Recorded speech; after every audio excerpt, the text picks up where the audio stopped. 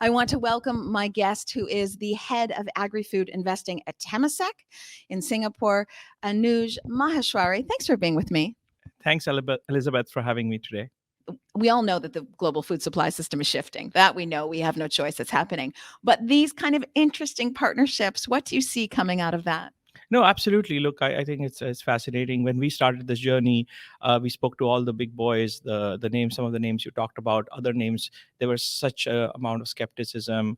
This doesn't work. Cost is going to be an issue. How are you going to scale up? Well, customers are not going to like it. Remember GMO, and I think the tide has completely shifted, where the forward-looking large corporates, the Goliaths, are now much more in the partnership mode. They want to work with these companies. They realize that real innovation is coming out of it. So we see that, and we see ourselves somewhere in the middle between being able to put large amount of capital to work, but more as a pure play investor. So we can provide that long term strategic capital, but we do not come with necessarily some of the constraints that the strategic investor comes in. Coming to your point in terms of predictions, I certainly see these kinds of partnerships going stronger and stronger going forward. All my conversations with the large companies, and many of them we have seen over here, are very much forward looking. They've created separate teams, they've created CVCs.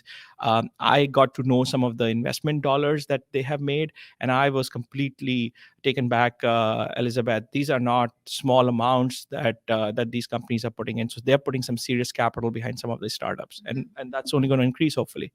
And do they see this as a yes and? So, in addition to the animal feed that ADM produces, and they're continuing to produce animal feed, this is alternative proteins and plant based innovation as a yes and play, or do they ultimately see it as a replacement down the line?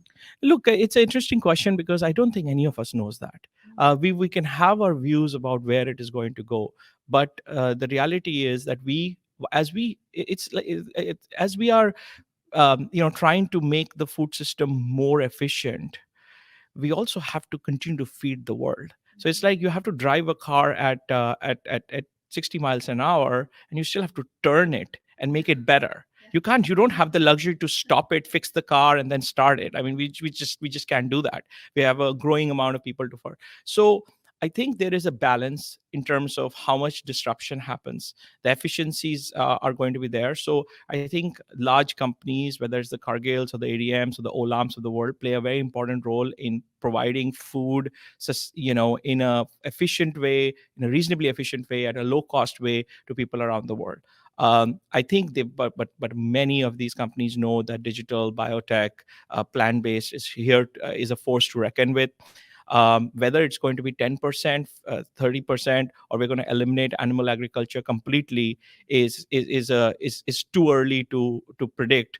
But if history has its way, we used to use a horse carriage to move from one place to another, and I'm sure you have read a lot of books. Nobody thought that horses will be eliminated. In fact, you used to take horses used to go and fill up the gas in the early Ford cars, because there were no petrol stations or gas stations, as you call it, and people thought, how are you going to have this infrastructure to have gas? Well, you can always find oat everywhere, and the horse can graze on the grass by the side of the road, so you never run out of fuel in a horse. But so history has its own way, and we have seen when a new technology comes in, it becomes all encompassing.